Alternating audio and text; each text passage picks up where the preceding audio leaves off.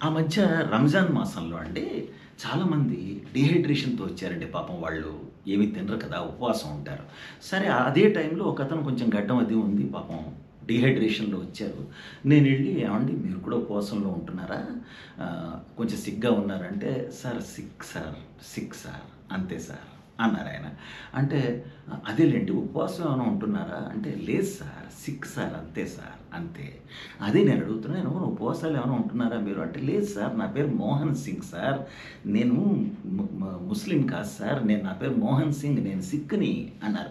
ఓహో! అలాగా ఏం పర్లేదులెండి అని చెప్పి 2 సలైన్‌లు ఎక్కించి వెళ్ళేటప్పుడు హోమియోపతి బిళ్ళలు లాంటివి ఉంటాయి చూడండి. అందులో ఏం మందు లేనివి అవి తీసుకొని 2 టాబ్లెట్లు ఏసుకుంటూ ఒక గ్లాస్ వాటర్ తాగాలి రోజుకి 10 సార్లు. 2 టాబ్లెట్లు ఏసుకోవాలి. ఒక గ్లాస్ వాటర్ తాగాలి. ఫుల్ పెద్ద గ్లాస్ అన్నాను. ఇంతకీ నా జబ్బేంటంటారు? అన్నాడాయన. ఏమీ లేదండి. మీరు సరిగ్గా వాటర్ తాగట్లేదు. అది విషయం. ఇది 2 టాబ్లెట్లు ఏసుకోవడం, మంచినీళ్ళు